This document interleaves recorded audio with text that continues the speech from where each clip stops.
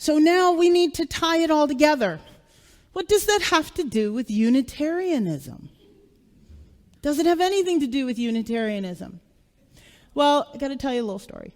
So it's been about 40 years since I was first introduced to the timetables of history. If you've ever seen that book, it gives you a date and tells you all of the things that were going on in the world at that time.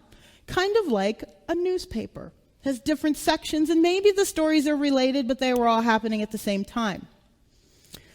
So I started thinking about what was going on at the time that Bach was writing these pieces of music. What was happening in Unitarian history? And I'm only picking the Unitarian side today, not the Universalist side. So I got to give you a little bit of extra, so bear with me as I squeeze this into a short period of time. The earliest people who were Unitarians, in the sense that they didn't believe in the Trinity, were the Arians in 325 Common Era. They rejected the idea of Father, Son, and Holy Ghost,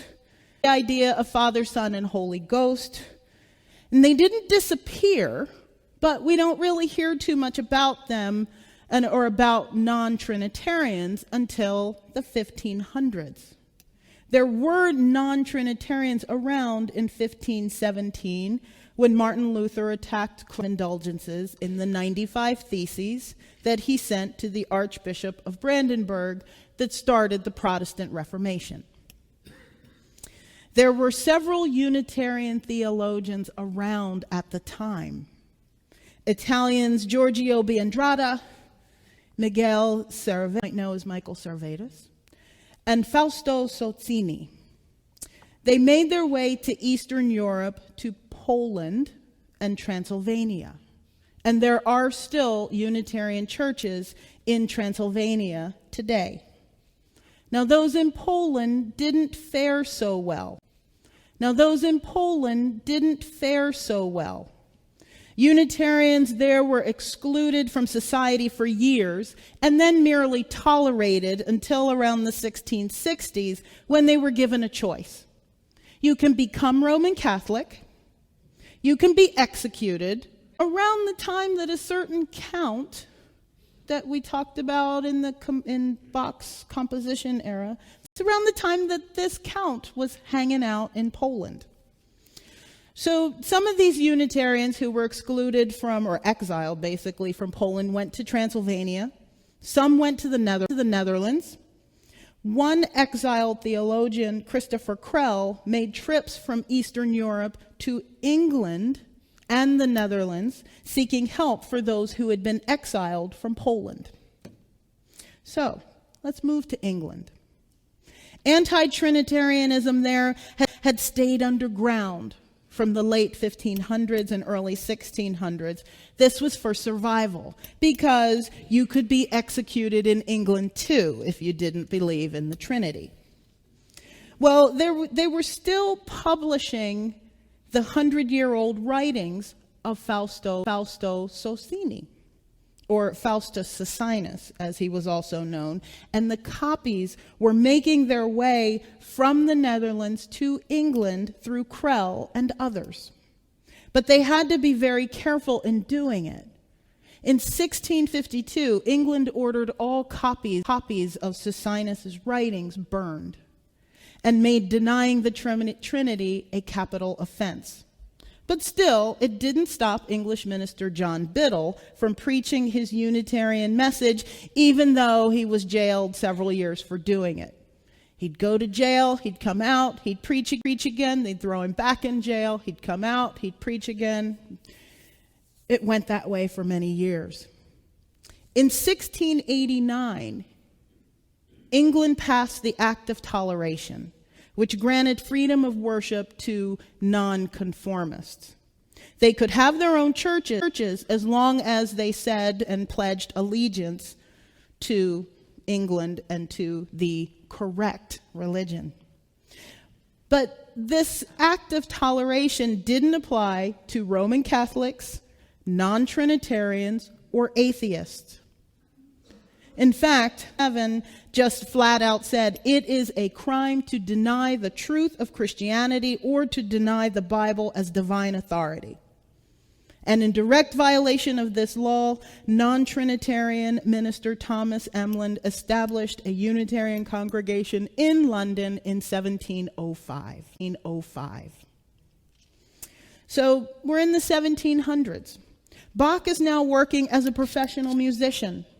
There are Unitarians in Transylvania, the Netherlands, in England, and in the Americas by then. Because since the 1630s, English Puritans had been coming to the colonies. The population was booming. Between 1690 and 1720, the population in the 13 colonies more than doubled, from 210,000 to over 466,000 people. So while Bach was home writing his 4 secular cantatas, a couple of which you've heard already this morning, 20-year-old minister Ebenezer Gay, who is sometimes referred to as the father of American Unitarianism, was being ordained and installed as minister of the church in Hingham, Massachusetts.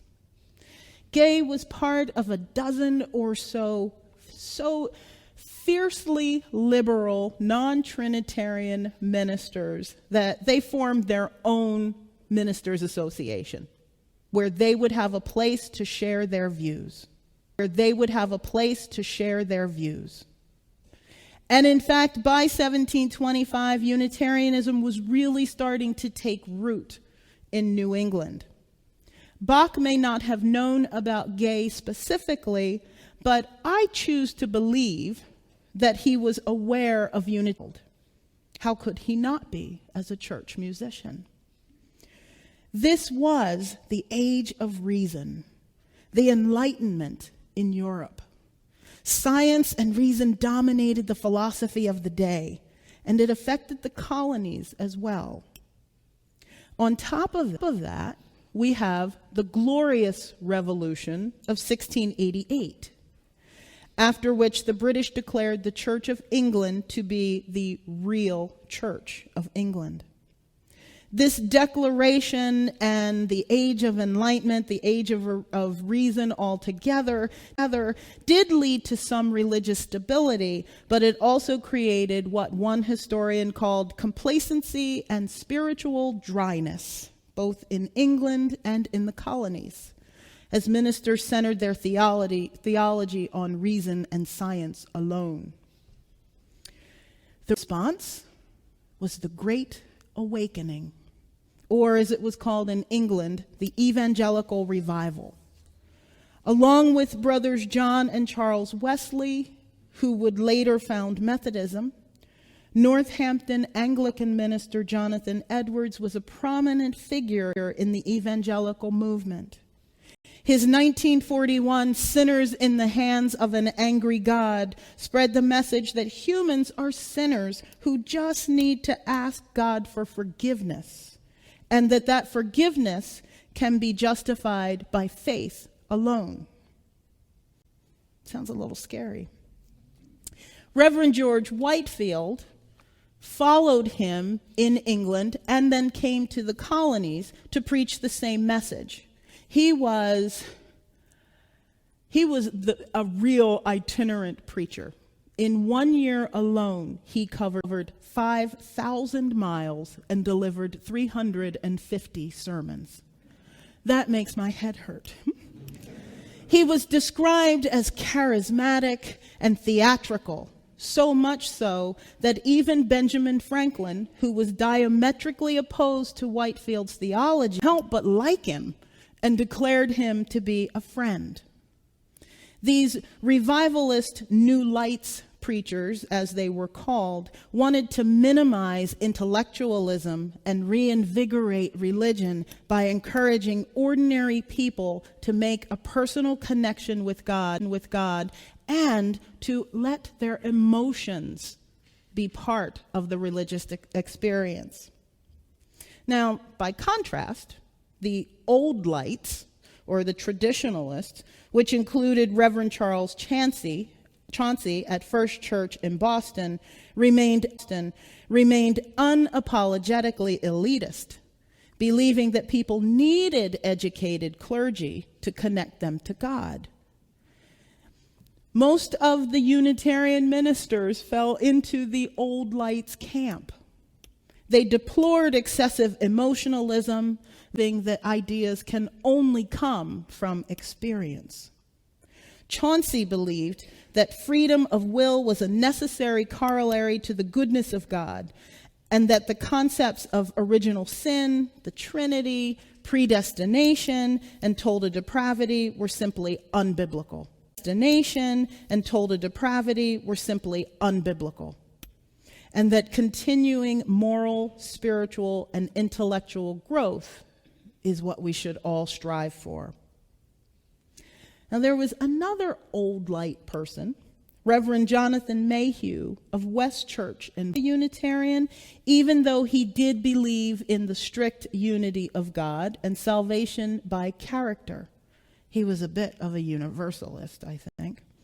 He believed not only that people were meant to use their own judgment in determining right from wrong, but also that they have a duty to do so. His bottom line was that reason, conscience, and the right of private judgment should be paramount in religion. So the effect of this great awakening was tremendous on society. It inspired a more emotional Christianity. Methodist and Baptist denominations grew. It also inspired the creation of several educational institutions: Princeton, Dartmouth, Rutgers, and Brown all come out of the Great Awakening.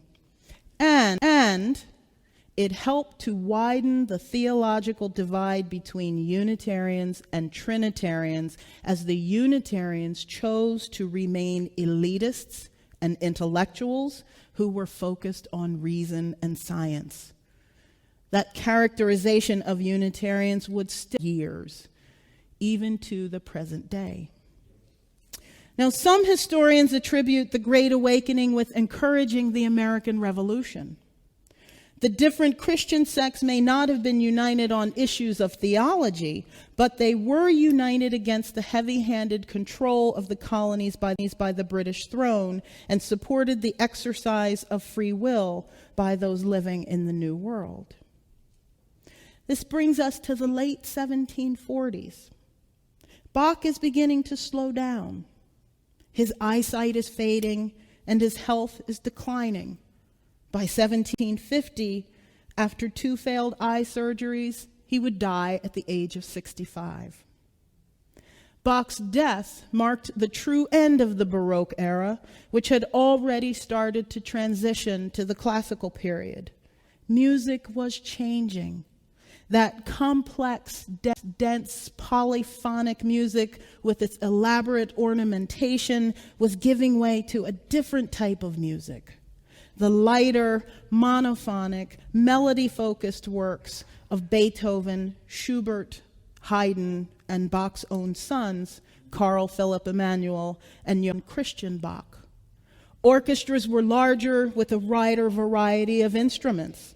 The harpsichord and the clavier were gone, replaced by the richer pianoforte. And Unitarianism? Well, it would continue to grow in the colonies and in England. In 1774, Theophilus Lindsay established the first Unitarian church in England at Essex Street Chapel. His friend, Joseph Priestley, was a frequent visitor. Priestley, who was also a scientist and would later discover oxygen, tried to combine Enlightenment rationalism with Christian theism, and he was controversial to say the least, especially when he openly and publicly supported the French Revolution.